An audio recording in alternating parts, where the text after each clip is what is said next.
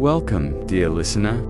As you rest your head and close your eyes, take a deep breath and let it out slowly.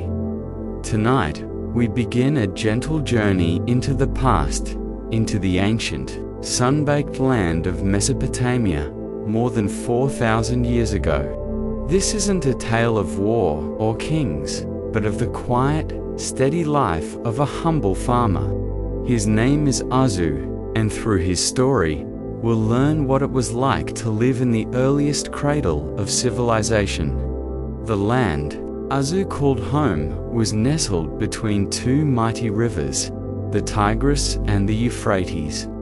Their winding paths brought life to the parched earth, creating a fertile region that early peoples came to depend on. These rivers didn't just water crops, they shaped everything about life in Mesopotamia. From the timing of the harvest to the kinds of homes people built, and even the myths people told one another around the evening fire. Each morning, Azu rose with the sun. His mud brick home, small and square, was cool in the early hours. The walls were rough to the touch, but sturdy, holding in the night's coolness. He would step outside into the golden light, where the distant sound of animals waking could be heard, sheep bleating, birds chirping, and oxen snorting in their pens. The scent of damp earth and fresh barley hung in the air, mingling with the smell of smoke from morning fires. You would begin his day by checking the irrigation channels.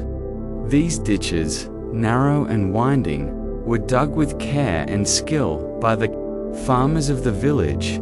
They carried water from the rivers to the fields, but they were easily blocked or overrun if not carefully maintained. Azu would kneel down and clear debris with his hands, watching the muddy water trickle through, nourishing the dry soil. The Mesopotamian sun rose quickly, warming the land with a golden intensity. Azu worked swiftly in these early hours.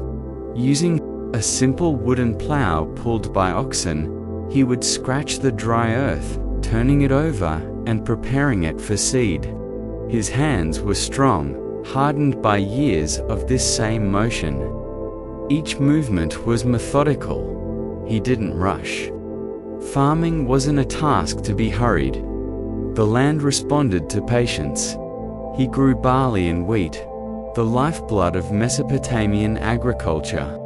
These grains were essential for making bread, porridge, and even beer. Once the fields were plowed, Azu scattered seeds from a pouch made of woven flax. He tossed the grains rhythmically, swaying slightly as he moved, humming a tune his father once sang to him while sowing. Then, using a rake made of reeds, he gently covered the seeds with earth. Farming in Mesopotamia required a deep understanding of the rivers and seasons. There were no calendars, no watches, only the shifting patterns of the natural world. Farmers watched the stars, the behavior of birds, the feel of the wind. Planting had to be done before the floods came. Harvest had to follow the drying of the land. It was a dance with nature, sometimes generous, sometimes cruel. By mid-morning the sun was high.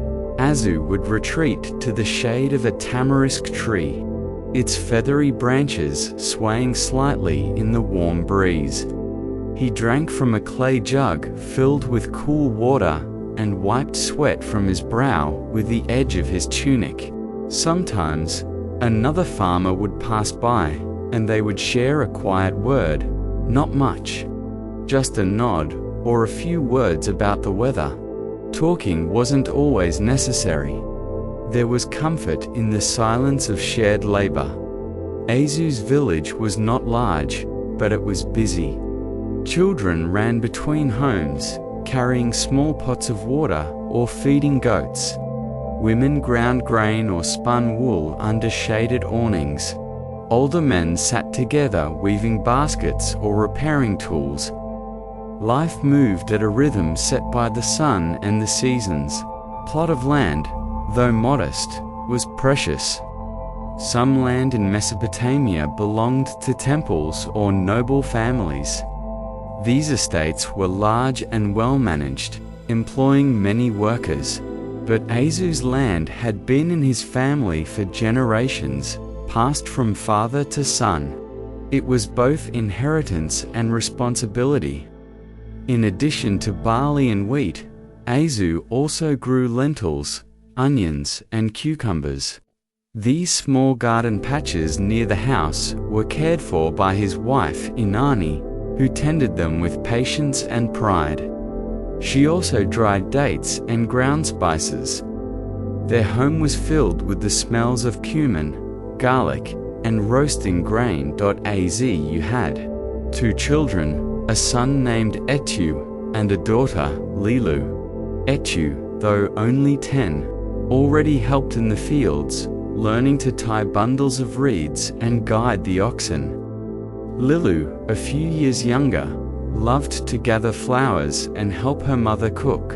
In the evenings, the family would sit on woven mats outside their home, eating simple meals and watching the sky. The sky in Mesopotamia was vast and ever-changing. By day, it was a brilliant blue, and at night it became a deep, endless canvas. Filled with stars, farmers believed that the gods watched from above, and that the stars held clues to the future. Azu often looked up and felt a quiet sense of connection to his ancestors, to the land, to the unseen forces that shaped his world. Let your mind wander now to the dusty fields of ancient Mesopotamia. Picture Azu walking slowly behind his oxen, the sun on his back, the earth beneath his feet, warm and waiting. Hear the wind rustling the barley, the trickle of water in the ditches, the distant laughter of children. Life here was simple, but full, a quiet cycle of work, rest, family, and faith. In the temple at the edge of the village, priests burned incense and sang prayers. These temples were not only places of worship, but centers of administration and trade. Azu might bring offerings here, a basket of grain or a few eggs, and in return, he would ask the gods for good weather or a strong harvest. The priests read omens in the stars and the patterns of animal livers, interpreting the will of the gods for the people. Though Azu could not read or write, he admired the scribes who came from the sun was still shy on the horizon, its golden hue barely touching the edges of the tall date palms, and yet the village was beginning to stir. Birds chirped softly along the reeds of the nearby canal, their high-pitched songs like gentle bells. Echoing through the dew-covered fields, Tariq rose slowly from his reed mat, stretching like a river cat waking from a nap. His home, a small but tidy mud-brick structure, held a sweet warmth from the fire embers that glowed quietly in the hearth. The air was fresh, cool, and slightly scented with damp earth and dried herbs that hung from the ceiling beams. He rubbed his hands together and walked outside, the morning dust clinging gently to his calloused feet. The world was soft, painted in tones of beige and gold, still untouched by the harsh midday heat that would surely arrive later. His wife, Lila, was already awake, tending to a pot of barley porridge. She greeted him with a sleepy smile and handed him a cup of warm date milk. As he sipped slowly, Tariq looked over his field, not far from the edge of the canal. His plot was modest but productive. For generations, his family had farmed this same parcel of land, coaxing wheat, barley, onions, and lentils from the rich silt-laden soil. The land here was generous, though it required constant care. But no. Farmer worked without his tools. As the world stirred into motion around him, Tariq made his way to the storage hut beside his home. Inside, he gently unwrapped the oiled cloth that covered his most cherished possession, his wooden plow. Though simple in design, it was the lifeblood of his farm. Made from sturdy tamarisk wood and fastened with animal sinew and rawhide. The plow was drawn by a pair of sturdy oxen that Tariq had raised since they were calves. The blade of the plow, a piece of sharpened copper, gleamed dully in the soft light. Copper was expensive, and few farmers could afford iron, but copper, though softer, did its job well enough if you knew how to handle it. He oiled it regularly to prevent rust, and it had been passed down from his father, who had received it. From his own, next to the plow sat a series of woven baskets. Flat-bladed sickles with flint teeth, wooden hoes, and winnowing trays. The sickles were essential for harvest. Their semicircular design perfectly crafted to sweep through stalks of grain, like waves cutting through still water. He remembered how he had shaped those blades himself with chipped flint, embedding them into notched pieces of wood and binding them with tar and sinew. When one wore out, he would sit patiently in the evening light, carving and sharpening a replacement. Beside the sickles lay a seeder, a clever contraption that allowed a farmer to scatter seeds evenly while walking behind the plow. It was nothing more than a wooden funnel mounted onto the plow handle, but it saved him precious time and made the fields neater. Each tool had its purpose, each had a story. The hoe, used for digging irrigation ditches, was heavy but reliable. Tariq's father had always said, "A lazy hoe brings a hungry belly," and so, from childhood, Tariq had learned to treat his tools with respect and care. On the wall of the hut hung woven reed mats used to carry grain. These would be laid out during the threshing season to catch the falling kernels as the oxen stomped across harvested stalks.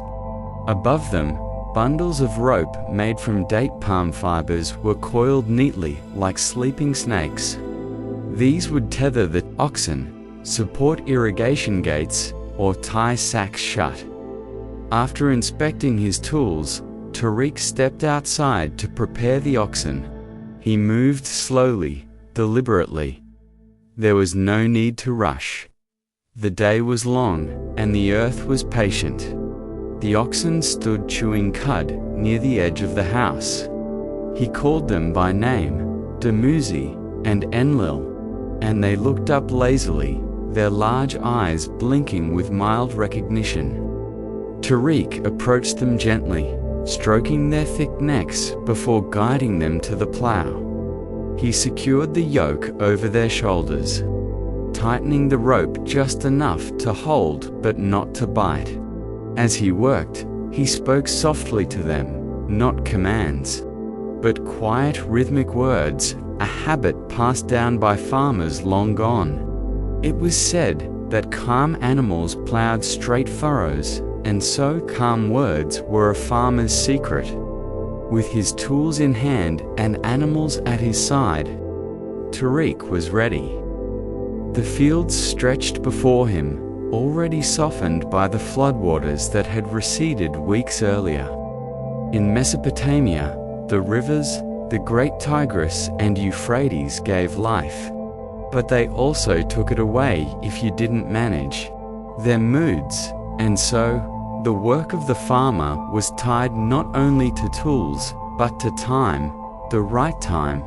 You plowed when the soil was moist but not muddy, scattered seeds before the heat dried them out, and prayed for rain that wouldn't come too soon. Tariq set the plow blade against the earth and coaxed the oxen forward. The wooden tool cut gently into the silt, lifting a shallow furrow that curled up like a ribbon. Slowly, patiently, he walked behind them, one hand guiding the blade, the other steadying the yoke. The sound was quiet, a dulcie as soil peeled apart. It was laborious work, and yet not unpleasant. The rhythm of the plow.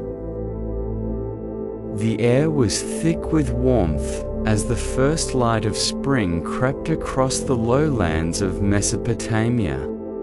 Our farmer, whose life we continue to follow, blinked gently into the morning haze. The cold grip of winter had slowly loosened, and now the earth began to stir once more beneath his feet. Spring in the Fertile Crescent did not roar in with thunder or sudden bloom. Rather, it tiptoed in softly, one tiny shoot at a time. The farmer's thatched roof no longer leaked with winter rains, and the clay hearth now warmed less for heat and more for cooking. His wife, quiet and deliberate, had already started, grinding grain into flour using a heavy basalt stone. The faint hum of the grinding stone, the soft flap of linen garments in the breeze, and the distant bleating of goats were the music of their lives. With the rising sun now casting golden shadows over the village huts, the farmer left his modest home and walked barefoot across the still damp fields. His fields were his canvas, and the land, dark, generous and flat, waited patiently for his touch. Spring meant sowing, not the frantic planting of modern times, but a slow, steady ritual that had repeated for generations. With a woven basket hung from his shoulder, he scattered barley seeds with practiced ease, his arms sweeping gracefully like an oar through water. Each flick of his wrist dropped seed onto tilled furrows made earlier by a simple plow pulled by oxen, animals he had raised from birth. The seed dance was meditative. The farmer barely thought of what he was doing. His mind wandered instead. To the rains, would they be gentle this year, or would the Tigris swell beyond its banks again? In Mesopotamia, farming was not just a livelihood, it was survival, spirituality, and science all bound together. The stars guided planting seasons. The moon dictated irrigation schedules. He often consulted the village priest when uncertain about the timing. After all, in his world, gods lived in everything, in the wind, in the harvest, in the clay bricks that held his house together by midday. The farmer rested in the sparse shade of a date palm. The tree, old and generous, had stood long before. His time and its fruit nourished the villagers throughout the year. He plucked a soft, sweet date and chewed it slowly, savoring its sugary flesh. Beside him, his young son mimicked his every move. The boy, no older than 5, was learning to walk the furrows with the same reverence, though his feet were clumsy and his throws uneven. Life was never solitary. Farming was a family act, shared among siblings, uncles, and neighbors. Women carried woven baskets filled with reeds and helped gather kindling for the fires. Children collected clay for pottery.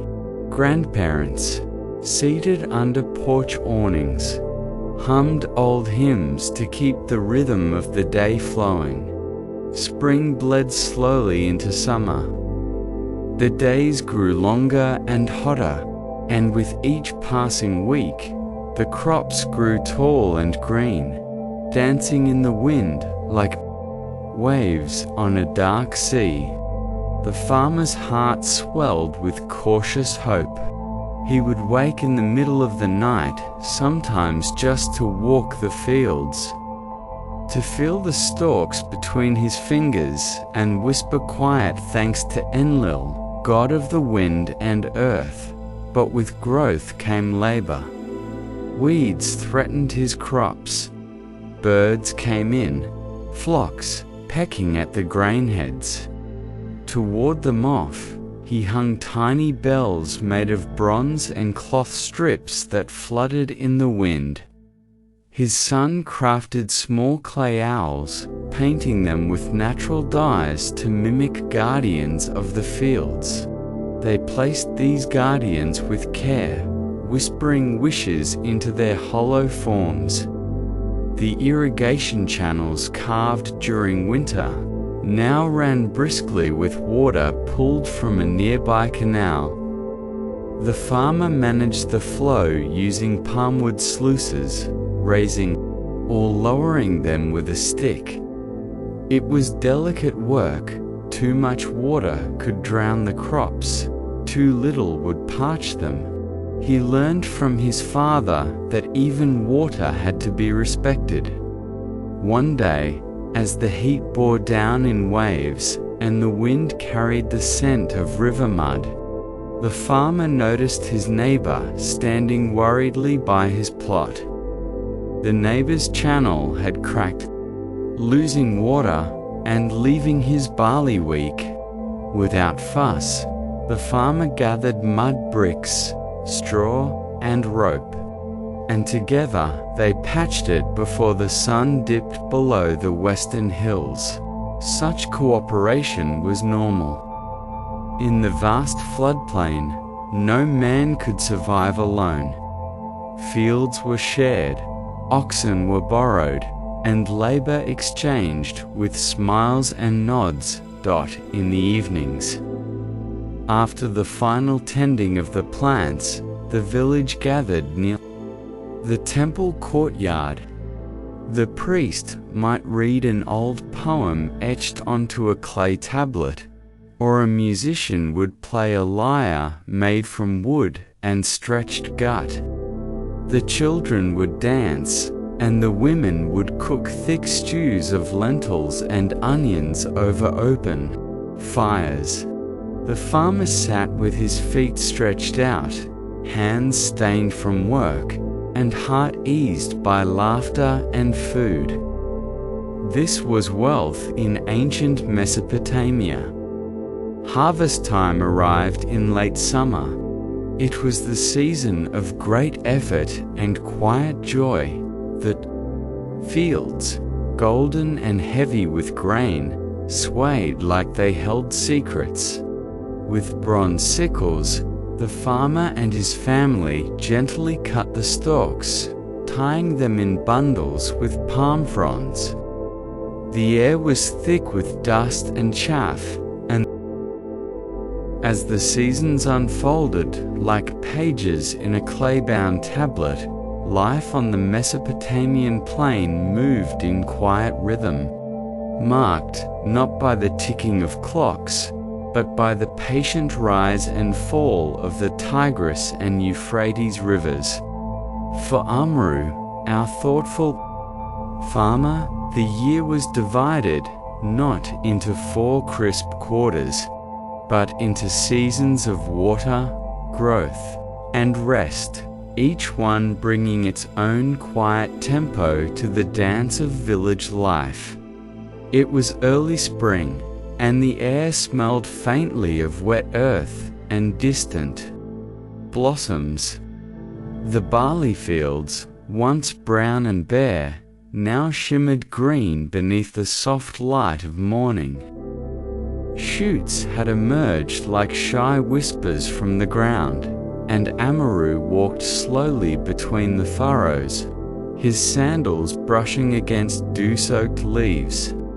The floodwaters had receded weeks ago, leaving behind a rich, dark silt that clung lovingly to his toes. He bent down to inspect the stalks. Rubbing a tender blade between his fingers, his sons trailed behind him, mimicking their father's careful posture, whispering to one another in the hush of morning.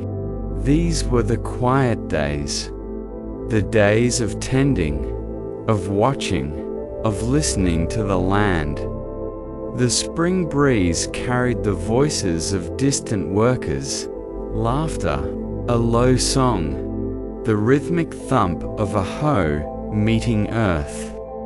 Across the canal, a group of women tended to flax plants, their long robes tucked into belts as they leaned over, plucking the tender shoots from the soil. One of them, Amaru's sister-in-law Luma, waved at him briefly before returning to her work. She was known for her quiet strength and the even rows she left behind in these early months of growth. Amaru's days were filled with small, deliberate actions. He walked the irrigation ditches, adjusting their channels with a worn wooden spade. A slight change in the current could make all the difference to a thirsty row of beans, or the edge of the lentil patch. In the afternoons, when the sun hung low in the sky, Amaru would sit beneath the shade of the tamarisk tree that marked the boundary between his land and his cousins.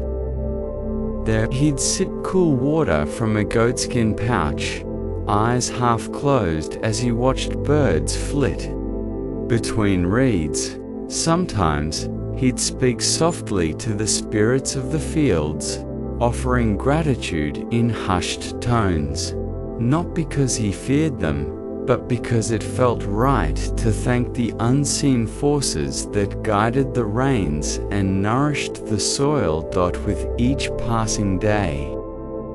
The fields thickened with life.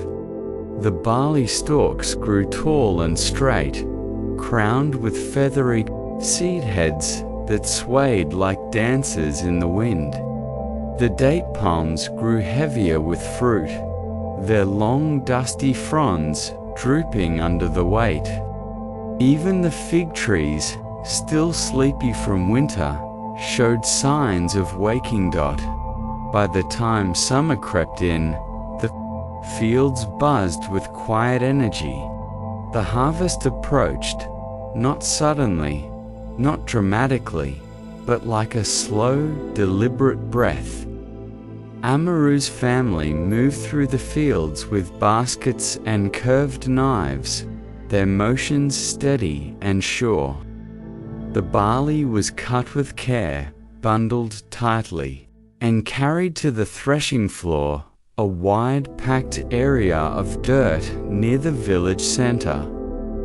Their oxen walked in slow circles over the grain, dragging a wooden sled studded with flint, separating the husk from the golden kernel. Dust rose into the air, catching the light like mist. Children played nearby, occasionally darting into the circle to scoop a fallen stalk or ride on the back of a patient ox. Laughter echoed gently against the mud brick walls of the granaries. Wife Nisha oversaw the winnowing, tossing the threshed grain into the air with broad baskets, letting the wind carry away the chaff. Her motions were graceful, almost meditative.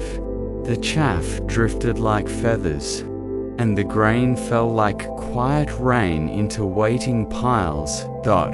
As the grain was gathered, counted, and stored, Amaru felt a soft sense of pride settle over him. Not the loud pride of kings or generals, but a simple, grounded contentment. The kind that came from feeding a village, from nourishing his children, from working in harmony with the land. After the harvest, the fields were left to rest beneath the high summer sun. The soil grew hard and dry, the color of old clay. Cracks spidered across the earth, and even the birds fell quiet during the long afternoons. It was the season of stillness, of reflection. Amaru used this time to mend tools, carve new handles, and visit with neighbors. As the wheel of time turned in the ancient land of Mesopotamia, so too did the farmer's calendar, an invisible rhythm carved into the soil by seasons, stars, and the steady beat of survival. The journey of the year, for a farmer like Eresh, was not marked by weeks or numbered months, but by the subtle language of the skies, the whisper of the winds, and the dance of the Euphrates in the early spring. Known by later scribes as the season of barley sprouting, Eresh would rise before dawn. The air was cool and damp, touched by the breath of winter, but already stirring with warmth. Birds would sing gentle choruses over the fields. Barley heads, tender and pale green, swayed lightly in the breeze. This was the time of walking among the rows with hands gently brushing the stalks, searching for signs of rot, of pests, or the dreaded drying winds. Eresh knew which stars foretold the arrival of planting time and which warned of rains. The constellation of the plough would rise just before dawn, a quiet signal from the heavens that it was time to begin the cycle anew. Mesopotamian farmers did not rely on abstract calendars, but instead trusted the signs passed down through generations. The phases of the moon, the call of migrating birds, or the shift in the river's current. Barley was king in this part of Sumer, a crop as revered as any temple god. It served not only as food, but as currency, as ritual offering, and the base of thick, nourishing bread and the ubiquitous barley beer. Eresh grew both barley and emmer wheat, along with vegetables closer to his home: onions, garlic, lentils, and leeks. Palm groves near the irrigation canals yielded dates that were boiled into syrup or eaten fresh during rest days. But spring was not idle. Though it began as a time of watchfulness, it quickly turned to action. As the sun grew stronger, the farmer and his sons, and occasionally hired laborers, would begin preparations for harvest. Sickles were sharpened, made from flint, set into wooden handles with bitumen. Baskets were woven or mended, ready to be filled.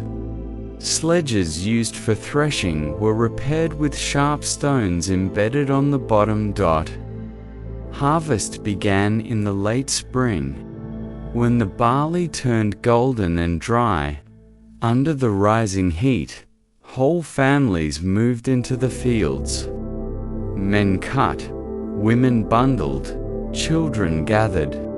It was not a time of rest, but it was joyful. The labor was hard, but predictable, and each bundle brought the promise of survival through the harsh summer and uncertain autumn. Eresh's younger son, barely 12, loved this time best.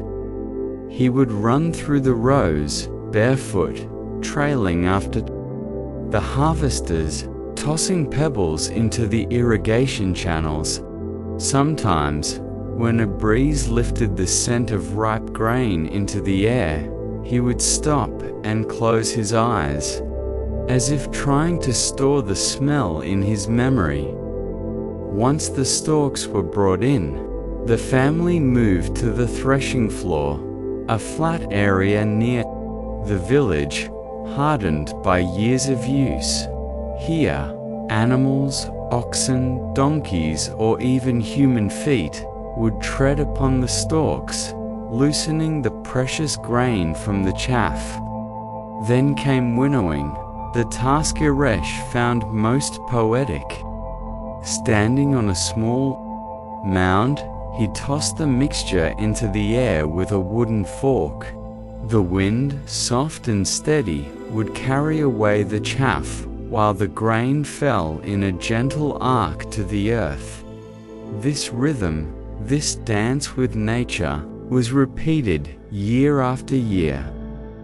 Once harvested, the grain was stored in clay-lined silos. Some would be taken to the city temple as tithe.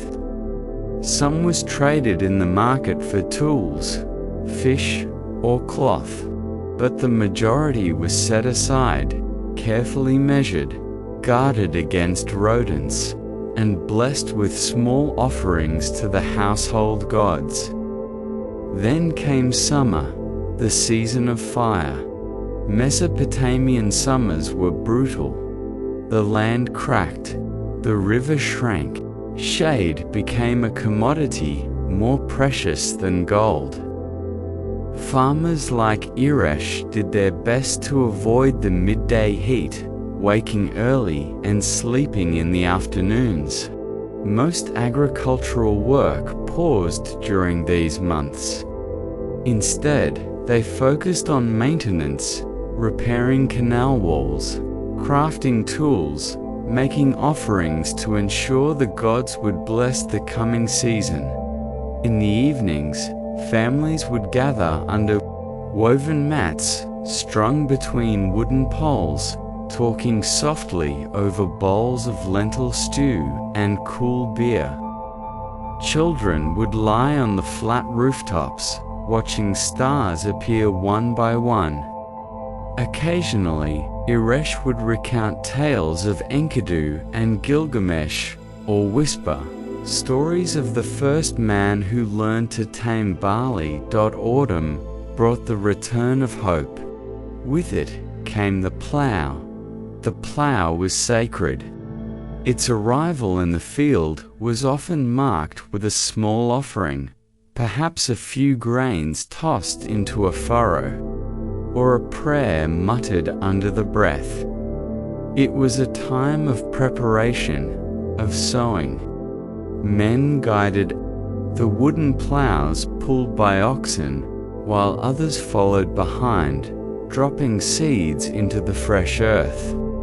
Women covered them lightly with soil using palm fronds or their. The seasons continued their slow and graceful turn, bringing with them familiar rhythms that the people of ancient Mesopotamia had long come to trust. As the sun rose once again over the plains near the great river, Kelly, the humble farmer whose life we've come to know, awoke to the gentle sounds of the countryside. The faint bleating of sheep echoed in the distance, and the hushed rustle of palm fronds stirred in the early morning breeze. In the distance, the reeds swayed near the water's edge. The river, slow and wide, shimmered under the waking sky like a polished mirror. All was calm, and all was well. Kelly sat beneath a tamarisk tree and chewed slowly on a flat cake of barley. He watched as the smoke from a nearby cooking fire rose in curls and disappeared into the soft air. It was a peaceful time of year, the days growing longer, the sun less harsh than during the flood season. The soil, freshly turned by the wooden ploughs of his neighbors, smelled rich and alive. There was work to do. Yes, there was always work, but in this moment, he simply listened. He listened to the voice of the earth. Life as a Mesopotamian farmer was more than the act of planting and harvesting.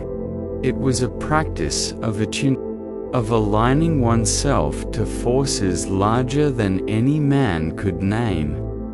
The great gods Enlil, god of wind and air, Enki, god of water and wisdom, Utu, the sun god, watched over the land, and their moods were reflected in the skies and soils. The rains, the heat, the winds. These were not merely weather, but communication, and so Kelly had learned to pay attention. He could read the thin lines of cracked mud to know when the earth was too dry. He could taste the breeze and guess whether rain was on the horizon. He studied the color of river water, learning whether it brought life or destruction. His was a quiet mastery, passed down through fathers and sons. Through seasons and floods, his children, now growing taller and stronger, joined him more often in the fields. His eldest son Baron was already strong enough to hold the tail of the plough and guide it while the oxen moved forward. It took strength, yes, but more than that, it required patience. A steady hand, an understanding of the soils will be side.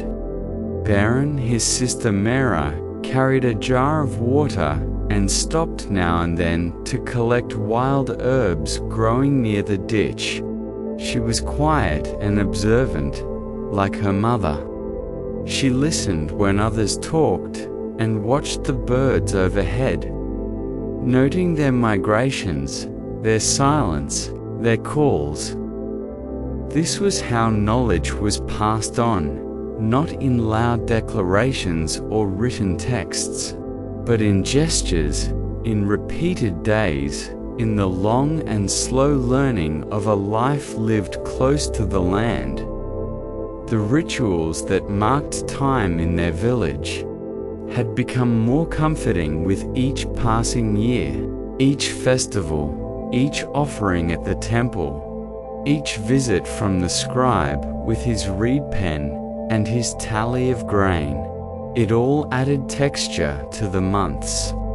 The scribe would often stop near the edge of the field, shaded by the bent form of an old Fiji tree, and read aloud proclamations from the temple. He was thin and kind-eyed, and his voice was soft, like a breeze through dry leaves. Enlil is pleased this season, he would say, with a faint smile.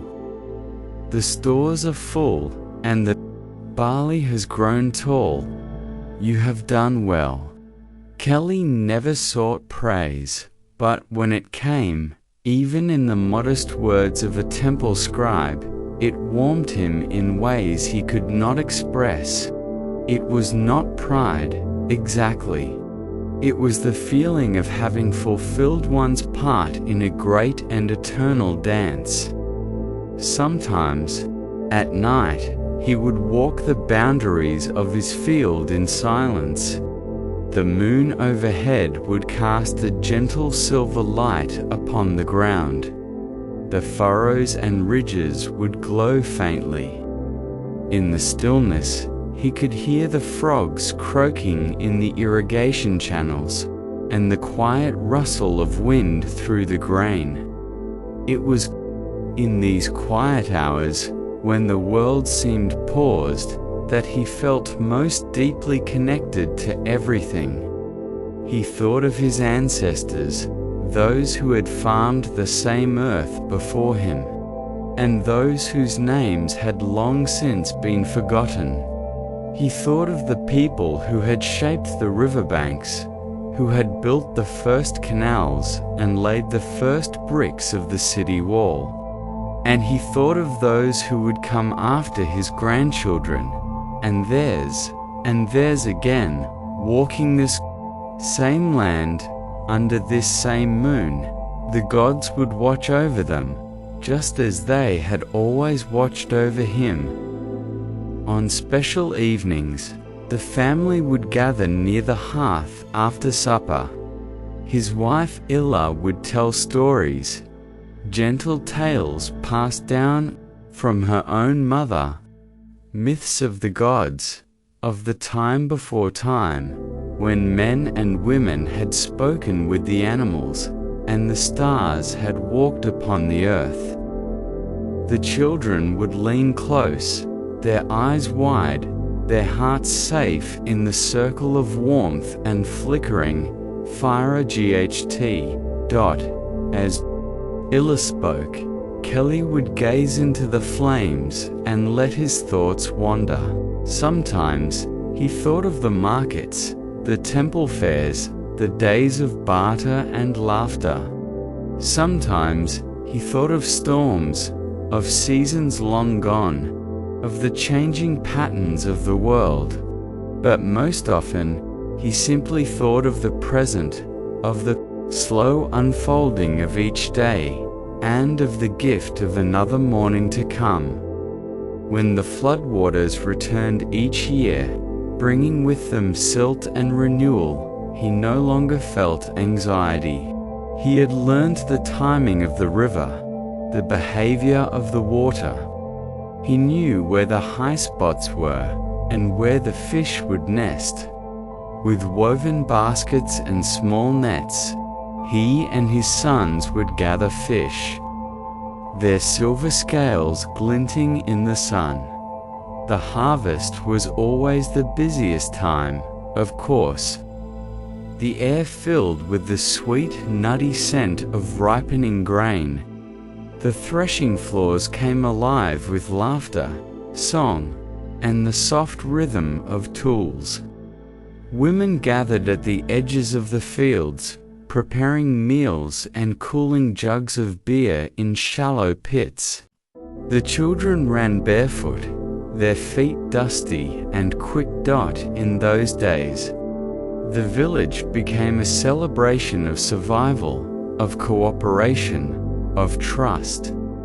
They had survived another cycle. They had honored the gods. They had fed their families.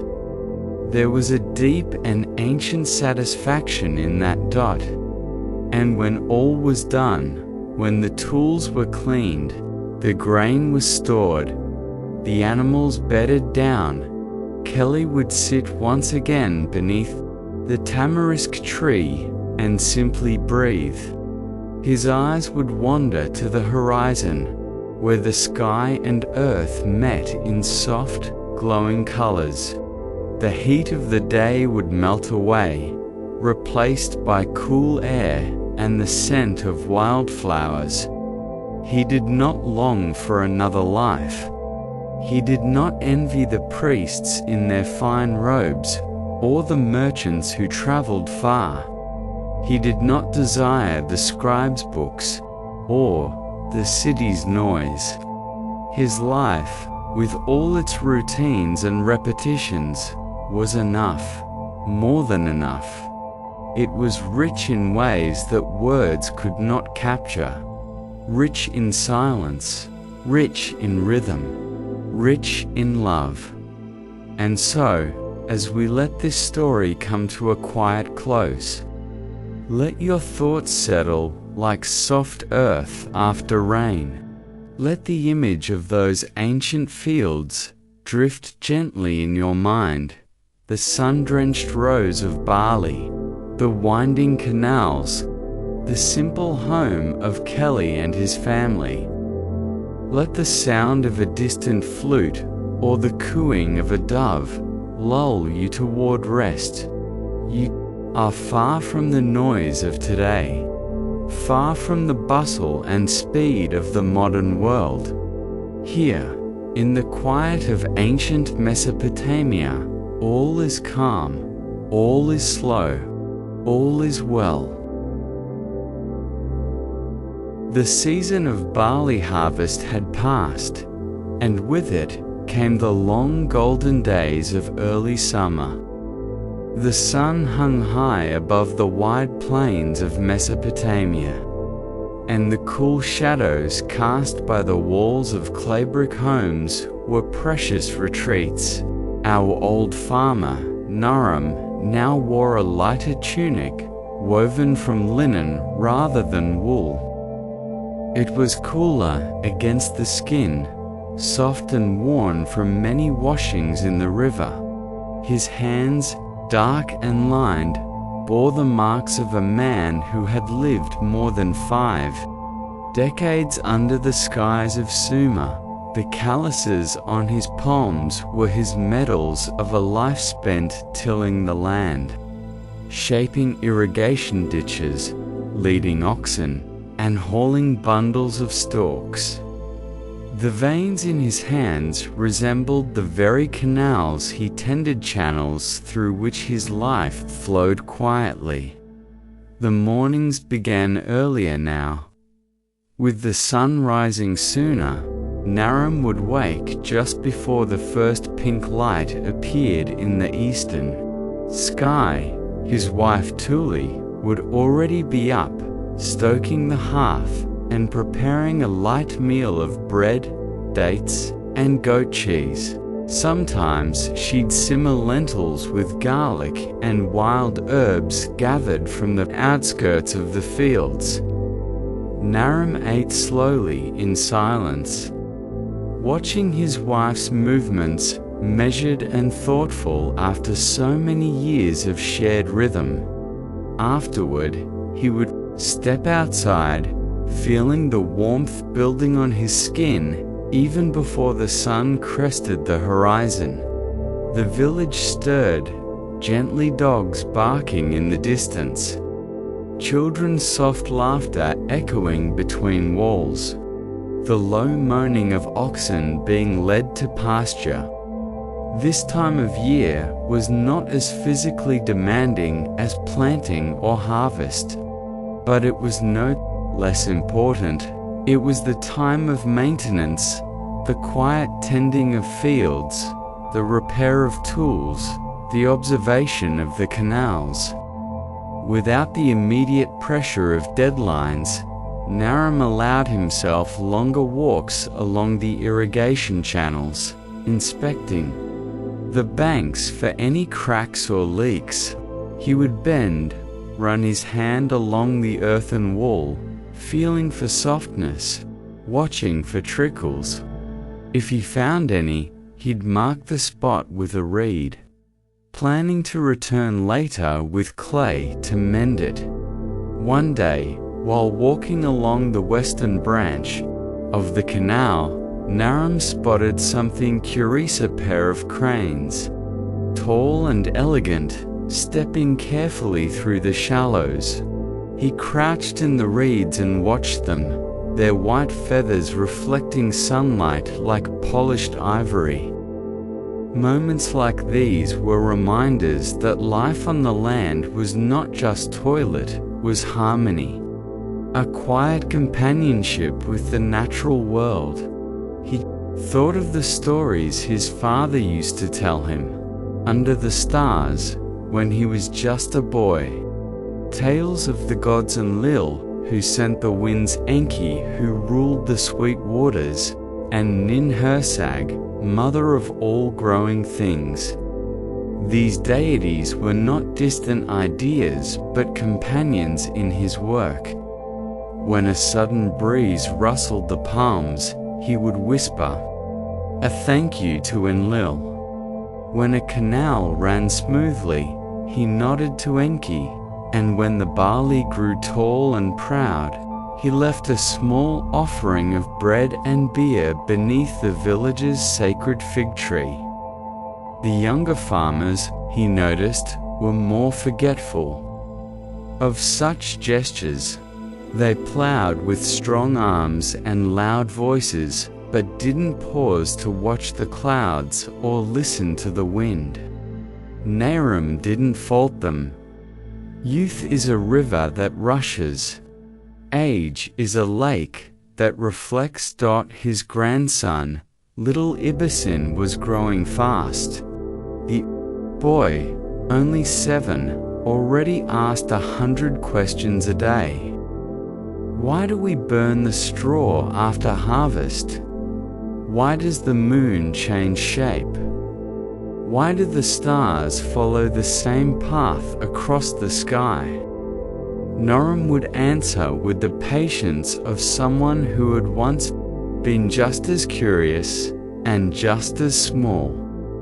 Sometimes, after the evening meal, Naram and Ibi would walk to the edge of the village.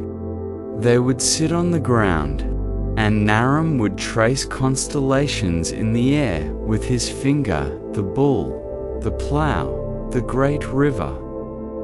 He explained how the stars helped mark the seasons, how the priest scribes used them to predict floods and festivals. He thought, perhaps, one day Ibi might become a scribe.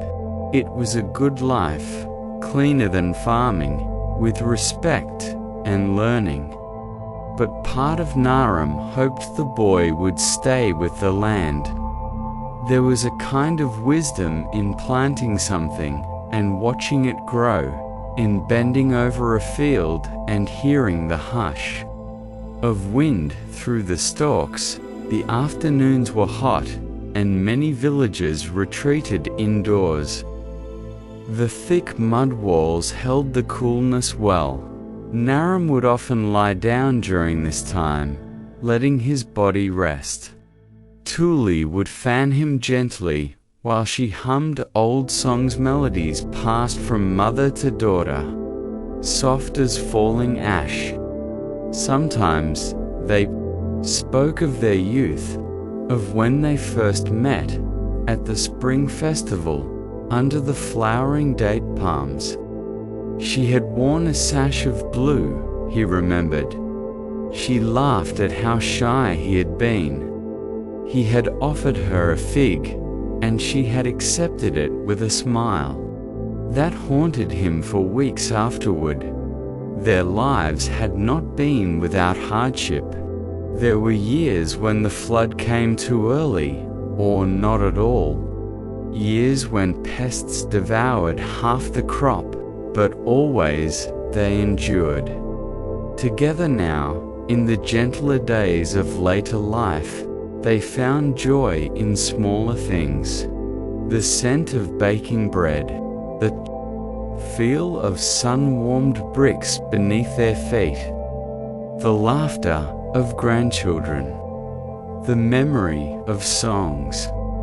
Once, when Ibi and his sister were playing near the storage jars, Naram pulled out a clay tablet. On it were marks, cuneiform signs, carefully etched. He showed the children how to hold the stylus, how to press it into the soft clay. They laughed at their first attempts, clumsy and crooked, but he smiled. Every scribe had to start somewhere. In the temple school, years ago, Naram had learned to write. He had not become a scribe. His family needed him on the farm, but he remembered enough to teach, enough to pass on. He kept that tablet, now old and chipped, as a reminder of a time when he too had sat cross-legged, listening to the teacher's voice, learning the names of stars and gods, numbers and offerings. Evenings fell slowly now. The skies turned peach and lavender, the air cooler and gentler. The smoke from cooking fires curled into the air like silk threads. Naram would sit outside, his back against the wall, a cup of barley beer in hand. He watched as the village settled down, as mothers called in children, as lamps were lit. Sometimes, a flute would play in the distance, a soft, drifting tune that made the heart ache in the best way. Naram closed his eyes and listened, letting the day's warmth fade from his skin. The land was quiet now, resting, and so would he. Each day passed like a verse in a long, slow song, and though the years moved forward, the rhythm remained. Season followed season, planting followed harvest, question followed answer, and always, beneath it all, the land endured. Just like him. And as the stars took their places in the sky, Naram whispered a quiet prayer, not for rain or grain or strength, but simply. Certainly, here is part 8 of your bedtime historical story, titled, What It Was Like to Be a Farmer in Ancient Mesopotamia. This final part continues the calm, soothing tone and concludes the tale peacefully. The section is written in a storytelling style and contains over 4,000 characters as you requested. As the years passed, Essien grew older. His shoulders, once strong and straight from countless mornings lifting heavy jars of barley and ploughing the sun-baked earth, now sagged slightly beneath the weight of time. His beard, once thick and dark, had thinned and turned the color of river clay under a pale moon, yet his eyes, soft and reflective, held a glint of peace of a life well lived, slowly and fully.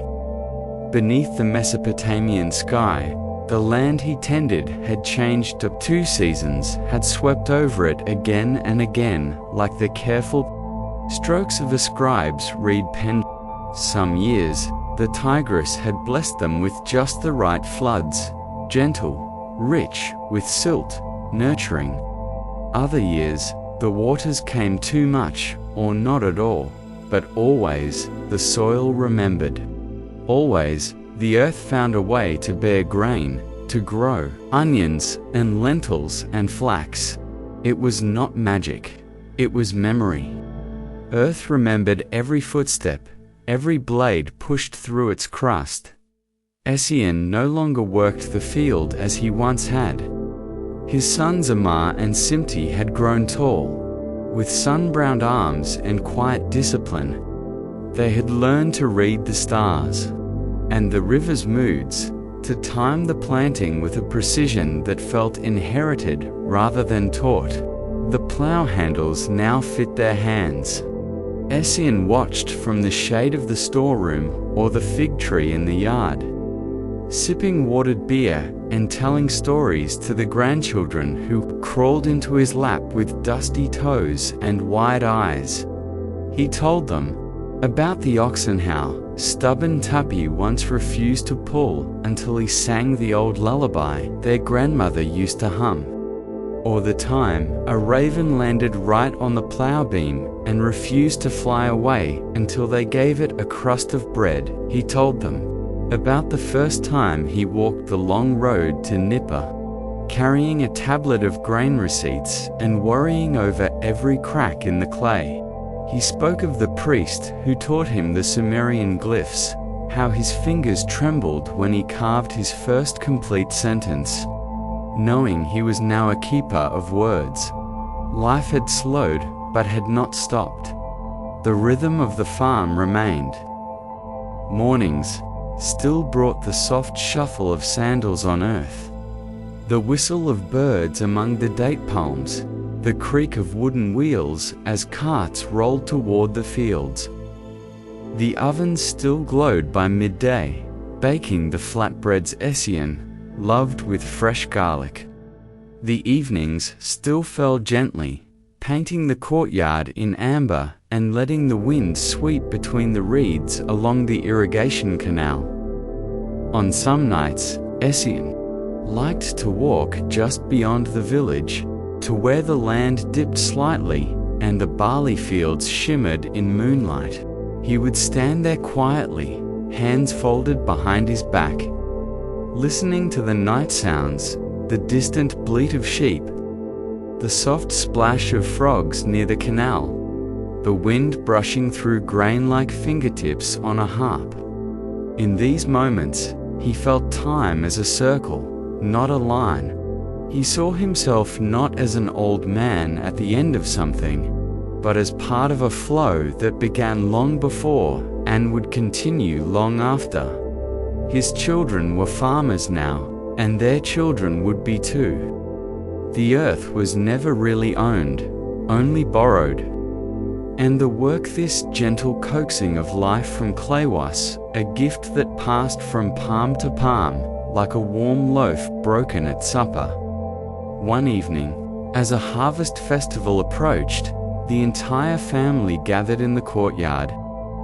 There were oil lamps swinging gently from ropes tied to beams, casting flickering light on faces, on pottery bowls filled with honeyed dates and roasted chickpeas. The air smelled of sweet beer, baking bread, and roasting meat. The priest had blessed the tools that morning. The goddess Nizaba had been thanked with incense and figs. Now it was time to simply be together. Essien sat on a stool near the wall, his back straight, a cup in hand. He listened to his family's voices rise and fall like a gentle tide. The children danced in the dust. The adults laughed over old stories. Amar's wife sang softly in a language older than stone. He closed his eyes for a moment. In his memory, he was young again. The sun rose over the Tigris, casting golden light on the rows of barley.